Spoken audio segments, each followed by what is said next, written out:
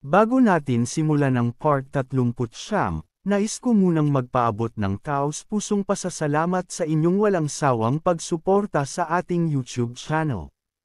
Para sa mga nagustuhan ng ating video, huwag kalimutang mag-subscribe at pindutin ang notification bell upang lagi kayong updated sa mga susunod pa nating content.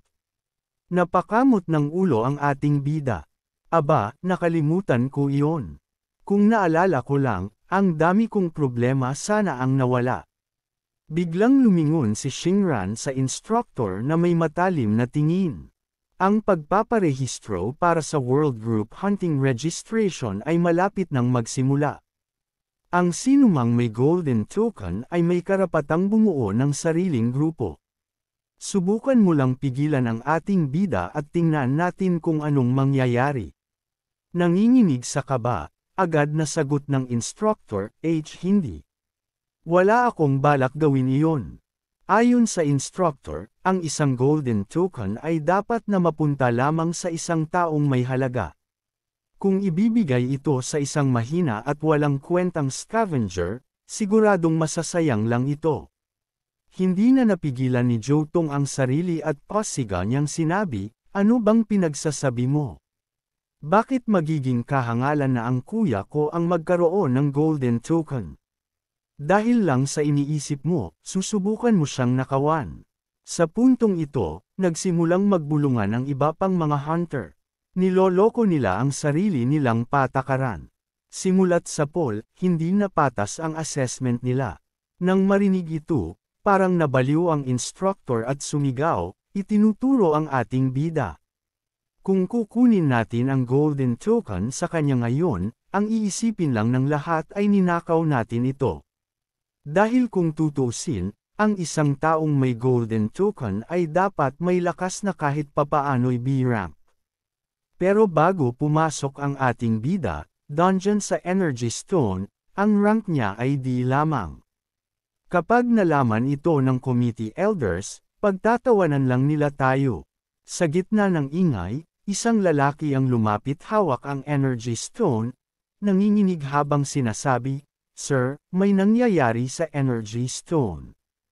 Tumaas ang rank nito.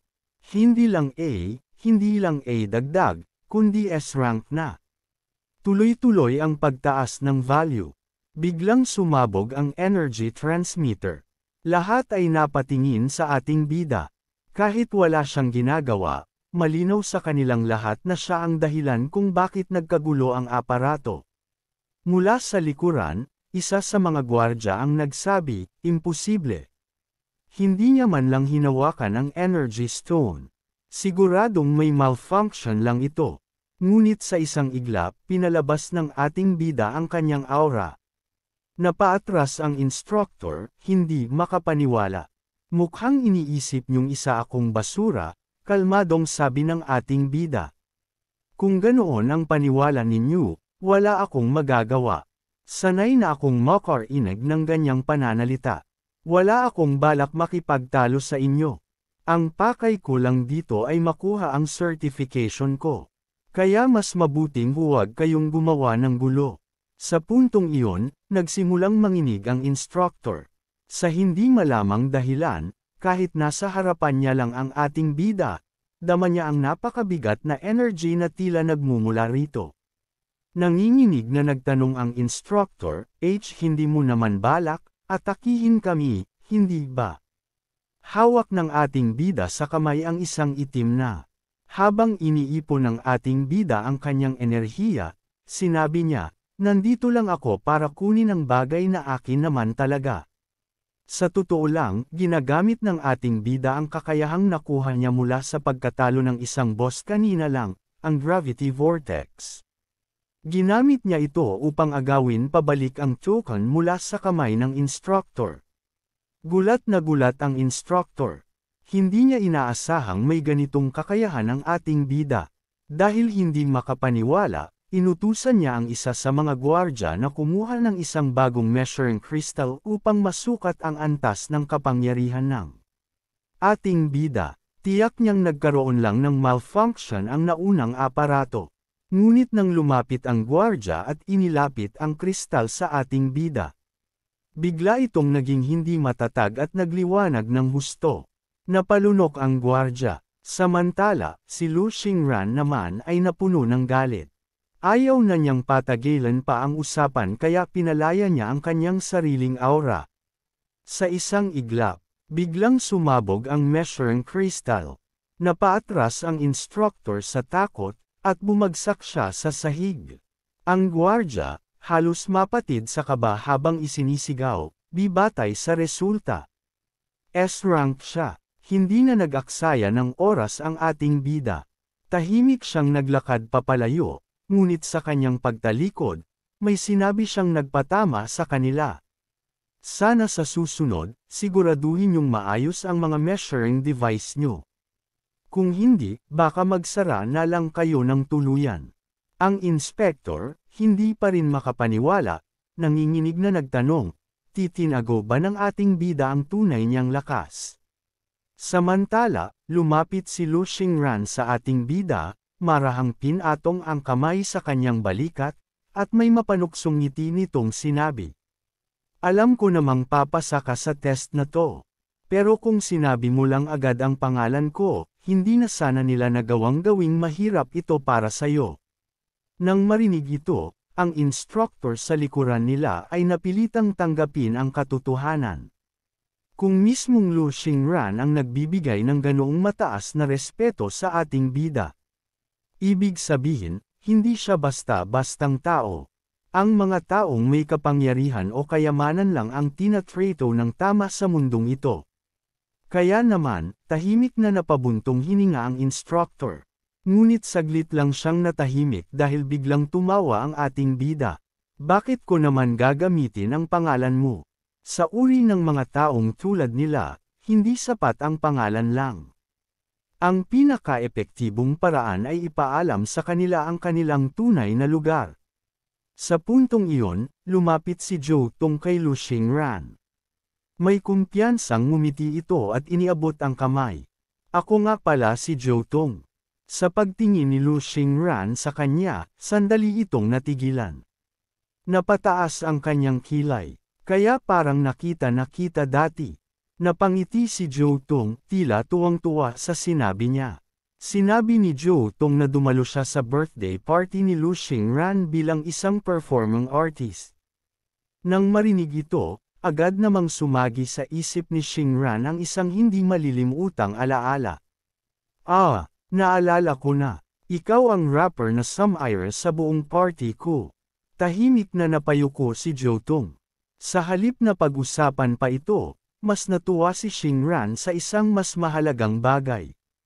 Dahil may hunter certificate ka na, dapat nating ipagdiwang ito. Ano sa tingin mo, Yek-ing? Mag-party tayo sa bahay mo. Saglit na natulala ang ating bida. Nang tuluyang makapagproseso ang kanyang isipan, bigla siyang nanlumo at naupo sa sahig, tila nawala ng pag-asa. Bahay ko. Isang maliit lang na barong-barong ang tirahan ko. Napatingin siya sa lupa, iniisip ang pinakamasamang senaryo. Kapag nakita ni Lu Xingran kung gaano kaliit ang bahay ko. Tiyak na tatawa lang siya ng malakas. Ni wala ngang sapat na espasyo sa loob, saan tayo magpa-party. Nakisimpat siya naman si Zhou Tong. Dahil sa kanyang epic fail rap performance, nagkaroon din siya ng sariling problema. Samantala, si Lu Xingran ay nalito kung paano niya sabay na nadismaya ang dalawa.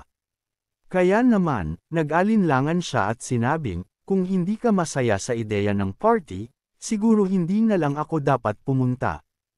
Ngunit mabilis siyang pinigilan ng ating bida. Hindi ito ganoon kabigat na problema. Sa kaloob-looban niya, nagpasya siyang hindi kailanman hahayaang malaman ni Lu Xingran ang tungkol sa kanyang bahay. Kaya, pasimpleng kinindatan niya si Zhou Tong bago sinabi, magiging isang magandang venue ito, at siguradong magiging mahusay ang mga performer natin. Sa kabila ng kanyang kumpiyansang pahayag, hindi maitatangging parehong mukhang nag-aalala sina Zhou Tong at Yek-ing. Habang papaalis na si Xingran, lumingon siya saglit. Bagamat tinanggap ng ating bida ang party proposal, kitang-kita pa rin niya ang tensyon sa mukha nilang dalawa. Ngunit, hindi na lang niya ito pinansin at ngumiti. Dahil napasa mo na ang Hunter Certification Test, marami ka nang inaalis sa isip. Dadalan kita ng mga regalo kapag pumunta ako sa bahay mo bukas ng gabi. Matapos niyang sabihin ito, nagpaalam na siya at tuluyang umalis. Pagkaalis niya, agad na sumabog sa kaba ang ating bida. Kailangan kong makahanap ng paraan para maayos agad ang lahat ng ito. Pagdating ng gabi, umuwi na siya sa kanyang bahay. Pagkapasok niya, agad siyang sinalubong ng kanyang nakababatang kapatid na babae, ang ating bida. Kuya, galing ka sa isang date kanina, di ba? So, kamusta naman? Napabuntong hininga ang ating bida. Kung tawagin mong date, ang nangyari kanina, pwede na rin siguro. Ngunit nang mapansin ng kanyang kapatid ang kanyang pananamit, bigla itong natigilan. Kuya, anong nangyari sa'yo? Napunit ang mga damit ng ating bida at kitang-kita ang kalunos-lunos niyang itsura. Dahil dito, agad siyang tinanong ni Shazoo. Kuya, nag-date ka ba talaga? O pumunta ka sa dungeon at lumaban sa mga masters? Bigla itong nap-icon at sumigaw, Kuya, muli mo akong niloko. Sa mismong araw na ito, sumabak ka na naman sa isang napakadelikadong laban. Ngunit kalma lang ang ating bida habang sumagot. So what? Ginawa ko ang dapat kong gawin, at sa huli, buo pa rin ang katawan ko. Walang dapat ipag-alala, ngunit hindi ito tinanggap ni Shazoo. Wala akong pakialam. Kailangan mo pa ring pumunta sa ospital para magpa-check up. Sa inis, tumanggi ang ating bida. Hindi na kailangan. Mga gasgas lang to. At bago pa siya mapilitang sumunod, tumakbo siya papasok ng banyo upang maligo. Ngunit sa ilalim ng tubig, kitang-kita ang totoo niyang kalagayan. Ang buong katawan niya ay punong-puno ng sugat. At biglang lumitaw ang isang notification sa harapan niya. HP, critical na mababa. Napabuntong hininga siya. Buti na lang, hindi ito nakita ni Shazoo. Bagaman unti-unti nang humihilam ang kanyang mga sugat, may mga lumang pinsala na hindi man lang natatablan ng healing potion. At ang mas masama, mukhang aabutin pa ako ng ilang buwan bago ako tuluyang gumaling. Habang iniisip ito, biglang may isang kakaibang detalye siyang napansin sa kanyang status screen. Bagong opsyon, reincarnation. Napaisip siya, reincarnation. Matapos niyang talunin ang Dark Half King, napakaraming bihirang item ang kanyang nakuha. Tiningnan niya ang kanyang screen at napangiti siya sa saya. Hindi ka panipaniwala, ginawa ko ang imposibleng bagay. Natalo ko ang Dark Half King Master nang hindi man lang ako masyadong nasugatan. At bukod pa roon, natanggap niya ang Gravity Vortex, ang pirmahang kakayahan ng Dark Half King Master. Bukod dito, may karagdagang 100 attribute points din siyang natanggap, kaya umabot sa 140 ang kanyang kabuuang puntos. Gaya ng dati, ipinamahagi niya ang mga puntos ng pantay-pantay sa kanyang stats. Ngunit, pagkapindot niya sa confirmation, isang kakaibang pagbabago ang naganap. Ang lahat ng kanyang attributes ay umabot sa 512, at biglang naging kulay abo ang mga ito. Sabay na lumitaw ang isang notification. Naabot mo na ang limitasyon ng iyong attributes. Hindi ka na makakapagdagdag ng mas maraming puntos.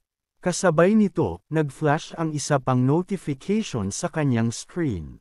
Reincarnation conditions fulfilled. Bagong opsyon na bukas. Binuksan niya ang reincarnation, isang desisyong hindi niya basta-basta magagawa kung wala siyang matibay na paniniwala sa sarili. Alam niyang kung tama ang kanyang hinala, ang kanyang antas ay mare-reset kaagad, na magbibigay daan upang muli siyang magising bilang isang awakened. Subalit, may kapalit ito, ang agwat ng kanyang antas ay lalaki, aabot hanggang level 5, at kasabay nito, mas lalong madaragdagan ang kapasidad ng kanyang tributes. Habang naliligo, tinatanaw ni Yeching ang kanyang refleksyon sa tubig at binabalikan ang lahat ng kanyang pinagdaanan. Naabot na niya ang pinakamataas na limitasyon ng kanyang Level 1 venture, isang bagay na hindi madaling gawin. Ngunit kung nais niyang malampasan ang sarili niyang hangganan, wala siyang ibang pagpipilian kundi bumalik sa simula, Level 0. Muli siyang maglalakbay mula sa umpisa, sa parehong lugar kung saan siya unang nagsimula.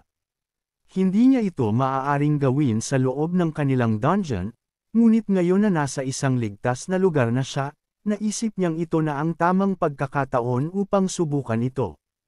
Isang matinding determinasyon ang bumalot sa kanyang puso habang inalala niya ang lahat ng taong nagmaliit at nagdusta sa kanya noon. Matagal ko nang gustong maging malakas, bulong niya sa sarili. Hindi lang para sa sarili ko, kundi para makamit ang isang mas magandang buhay. Para maprotektahan ko ang aking pamilya. Subalit, kahit na ilang beses na siyang lumaban, pakiramdam niya ay napakalayo pa rin niya sa kanyang pangarap. Ngunit kahit paharangan ako ng mga pagsubok, hindi ibig sabihin na mananatili akong nakakulong sa limitasyong ito. At dahil dito, nagpasya si Yeching, lalagpasan niya ang kanyang limitasyon. Hindi siya titigil hanggat hindi siya nagiging mas malakas pa kaysa dati. Samantala, sa labas ng banyo, napansin ni Shazo ang kakaibang mga tunog na nagmumula sa loob. Kumunot ang kanyang noo sa pagtataka. Ano bang ginagawa ni Kuya sa loob? Sa una, hindi niya ito masyadong pinansin, ngunit habang tumatagal, mas lalo siyang nag-aalala. Ilang sandali pa, biglang dumating ang isang mensaheng kumpirmasyon kay Yeching, nagtagumpay siya. Nai-reset na ang kanyang ranggo, at ngayon, maaari nang umabot hanggang rank 5 ang kanyang paglago. Mananatili ang kanyang stats, ngunit isang bagay ang agad niyang napansin, wala na ang lahat ng peklat at sugat sa kanyang katawan. Mula sa kanyang mga bisig hanggang sa kanyang likod, lahat ng marka ng nakaraan niyang laban ay naglaho na parang hindi ito kailanman nangyari. Maging ang sakit na iniwan ng mga labang iyon ay tuluyan nang nawala. Ngunit bago pa siya makapag-isip pa ng mas malalim, biglang bumukas ng malakas ang pinto. Kuya, sigaw ni Shazo habang pabiglang pumasok sa loob. Huwag mo akong pagsinungalingan. Kung wala kang sugat, bakit puno ng dugo ang damit mo? Galit at nag-aalala siyang lumapit, inakalang nasaktan si Yeching sa isang laban. Ngunit sa isang iglap, natigilan siya, namutla, at napasigaw ng malakas. Kaya napalakas ang sigaw ni Shazo nang mapagtantong wala ni isang saplot sa katawan ang kanyang kuya. Sa sobrang pagkagulat, biglang umalangaw-ngaw ang isang napakalakas na pagsabog sa buong bahay. Yumanig ang sahig, nagkalat ang alikabok, at naramdaman ni Yeching ang isang matinding enerhiya na bumalot sa paligid. At doon niya napagtanto, dahil sa kanyang matinding pagkagulat, aksidenteng nag-transform si Shazo. Ang inuupahan nilang bahay ay tuluyang nawasak. Wala na silang ibang pagpipilian kundi humanap ng bagong matutuluyan. Makalipas ang ilang oras, lumipat ang eksena kay Yeching, na patungo ngayon sa Shanfeng City Q-Pet Auction House. Habang naglalakad, marahan niyang sinabi sa sarili, iba ang mga gamit na galing sa dungeon. Bago ito bilhin o ibenta, kinakailangang ma-identify ng mabuti. Kung hindi ko ito maibebenta sa black market, ang tanging pagpipilian ko na lang ay ang auction house.